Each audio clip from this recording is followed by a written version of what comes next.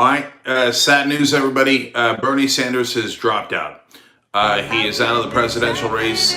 Joe Biden is your official nominee now. Yay.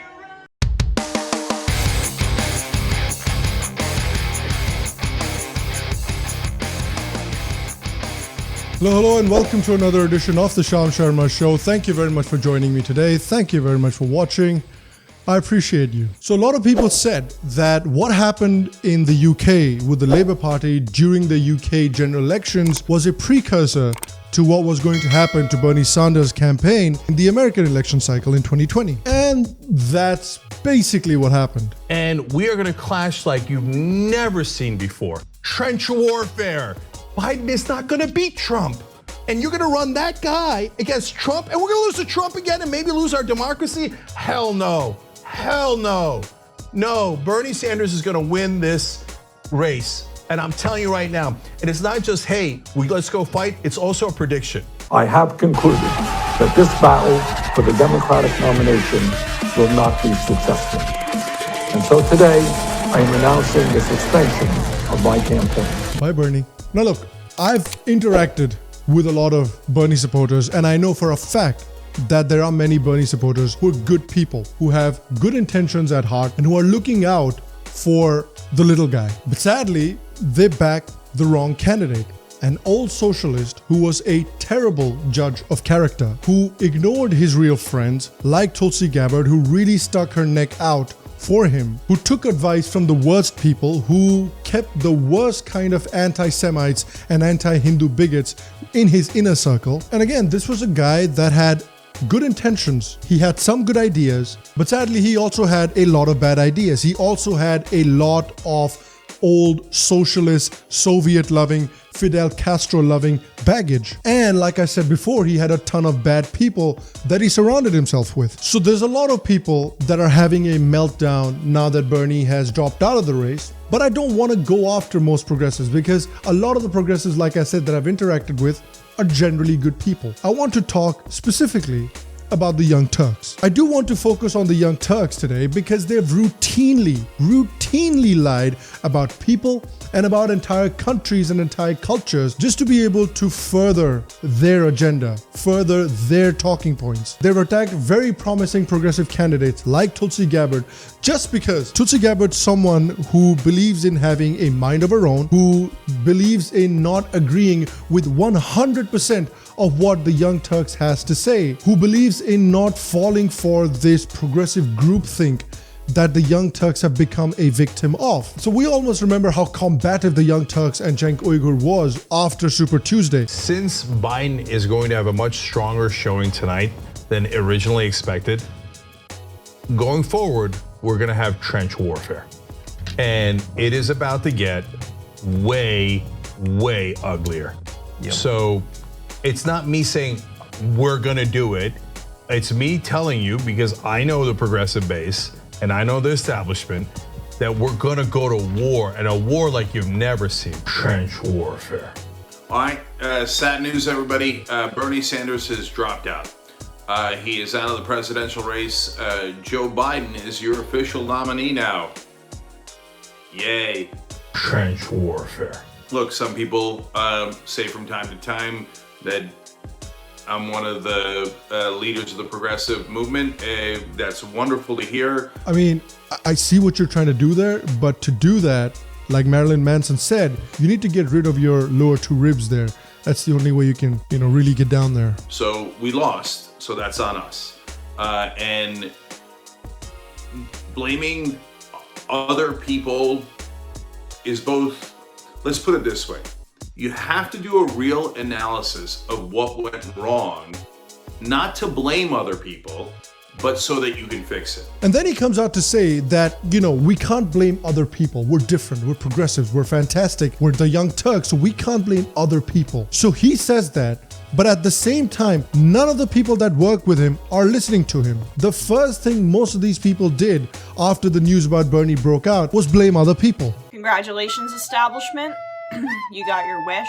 Bernie Sanders is dropping out on the heels of a Wisconsin primary. We don't know the results yet fully, but that was completely illegitimate, and determined by mass voter suppression. Democratic Party has shivved its base a second time in a row. You did it. You did it. You guys cemented another 4 years of Trump. Congratulations on your tax cut. Emma and the Young Turks made a segment on India and Modi where they painted Modi as some sort of a crazy far-right Hindu nationalist, because at that point Trump was someone who had good relations with Modi, who had a good relationship with India, and so they thought that if they can malign India and they can malign Modi, that's a great way of maligning Trump because Trump is friendly with them. Citizenship Amendment Act, the CIA, which was passed by Parliament in December, and it effectively discriminates against Muslims in a really disgusting way, as Modi tend to do, and he's a right-wing authoritarian. Donald Trump loves him for that reason. Anti-CIA protesters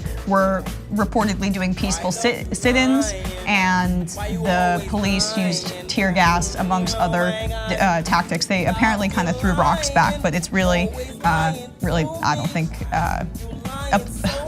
you can't compare the two. Disproportionate. Despite Muslims being the minority in India, a significant minority, it's the second largest Muslim population in the entire world. So this affects so many people. Is the mainstream media talking about this at all during this presidential trip? It's brown people. It's brown people. And look, you don't need to lie about and malign entire countries to be able to ruin Trump's reputation.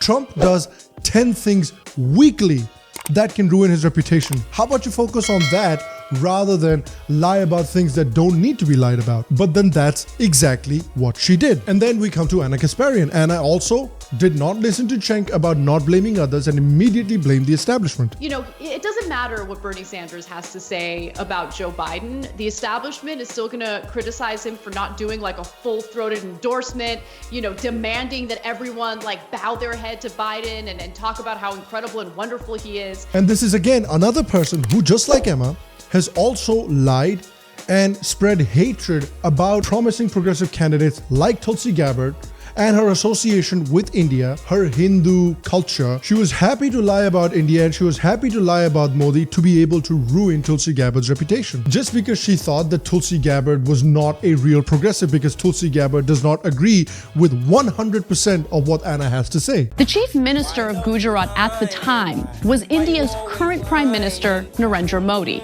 As a hard right Hindu nationalist from the BJP, he has been accused of being complicit in the riots as well as condoning the violence. Modi had justified the violence against innocent Muslims as retaliation for an earlier tragic train fire that killed 59 Hindu pilgrims who were returning to Gujarat.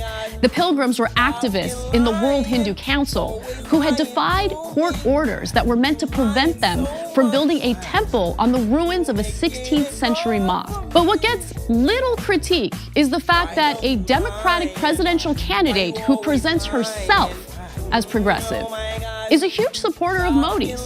In fact, Tulsi Gabbard is the only Democrat in Congress who claimed it was a great blunder when US lawmakers denied Modi a visa following the Gujarat riot. Even though Modi has been vicious in his dehumanization of India's Muslim minority, Gabbard proponents argue that she's just the peace candidate who's trying to maintain diplomatic, which is a strange move coming from someone like Gabbard who claims that she just wants peace, because Modi's decision is likely to further destabilize that region. And the next couple of clips is really going to show you the lack of self-awareness of the Young Turks. It proves how maniacally biased they are. Just everybody, look, I don't even think MSNBC or New York Times could with a straight face say, oh no, our coverage was fair. I mean, we told you the upsides and downsides of Bernie, but actually they probably will say that because they're maniacal. But no real person believes that. You could ask the Republicans, for example, and they're not the best judge of anything, but in this case, they look at it from the outside. Was the national media in favor or against Bernie Sanders? In favor or against Joe Biden? Everyone will tell you the same thing. I mean, that'll be 90-10 if you did a poll. Yeah, they were against Bernie Sanders and they were in favor of establishment candidates like Biden. Obviously, none of the media articles mentioned, oh, by the way, the biggest factor in the race was us. We threw it against Bernie and we threw it in favor of Biden at the end. So here he is saying that everybody lies about Bernie Sanders. But at the same time, I've showed you examples of how the Young Turks have lied about other people just so in their minds they could help Bernie Sanders get the nomination and they could help their own cause. It's just setting up an excuse. So if they lose, they're going to blame it on us again. You know who does that? losers who are planning to lose. And he's talking about how the establishment media, how this mainstream media is going to make excuses now for Joe Biden and for Bernie Sanders. And the mainstream media are losers because losers make excuses. But that's what all these big Young Turks commentators have done ever since Bernie stepped down. They're blaming everyone but Bernie. They're painting Bernie as this hero and this martyr. They've basically turned Bernie into Jesus 2.0, this Jewish man who died for our sins. So in their attempt to defend Bernie, in their attempt to paint Bernie as this martyr, they've blamed Biden, they've blamed Trump, they've blamed the establishment, they've blamed Warren, they've blamed Tulsi, they've blamed Israel, they've blamed India, they've blamed the Legion of Doom. What's that? They haven't blamed the Legion of Doom yet? Oh, well, that's a surprise. And again, I made a video a couple of weeks ago where I was talking about the purity tests of the Young Turks and of the progressive movement in general, where they're talking about if you do not agree with 100% of what we have to say, then you're our enemy. And it's very ironic that they have these purity tests and they act this high and mighty and this pure when they have people that work for them that say stuff like this. I can't do this. Guy has the understanding of foreign policy of like a 12-year-old. What the is wrong with this dude? Didn't he go to war and like literally lose his eye because some mujahideen, a brave soldier, his eye hole with their? Isn't that how he lost his dumbass eye? Because he got his eye hole by a brave soldier? Didn't he learn? And then they have the audacity to act all high and mighty and all pure. And they have the audacity to say that others are losers because others make excuses while they don't look at all the excuses that they're making for Bernie Sanders. I mean, the lack of self-awareness is just... And I know this video was mostly focused on the Young Turks, but I want to do one meltdown that are not directly related to the Young Turks as well, and that is Linda Sarsour. Linda Sarsour said, "I'm heartbroken, but I also know that we have an election to win in November 2020. Donald Trump must be defeated. People are counting on us. Bernie Sanders will always be my political hero. He changed the narrative, reminded us we are worthy." What? And there's no going back from here. Just hook it to my veins! Right in there, man. Just right in there. And I want to ask you as well, do you think it's only the mainstream media that is making excuses for Joe Biden? Do you think that the Young Turks are correct in criticizing the mainstream media and criticizing the establishment in this regard, in defending Bernie? Do you think they're correct? Let me know your thoughts and comments in the comment section down below. As usual, guys, if you like today's episode, make sure to leave a like, leave a thumbs up, comment. It helps me out. It helps the show out a great deal. If you like the Sham Sharma Show, if you'd like to support the Sham Sharma Show, make sure to click on the Patreon link in the description down below. Become a patron of the show. You'll get access to the brand new mugs that have already shipped out to the patrons. So if you'd like access to those mugs, please become a patron and I will send some to you. You will also get access to the Sham Sharma Show WhatsApp and Discord servers as well.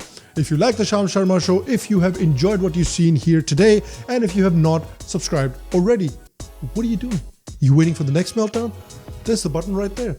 Click the button, make sure to subscribe, press the bell icon as well, and you can check out other videos over here and over here that I'm sure you'll enjoy as well. I will see you for the next episode. Until then, stay happy, stay healthy, and I'll see you guys soon.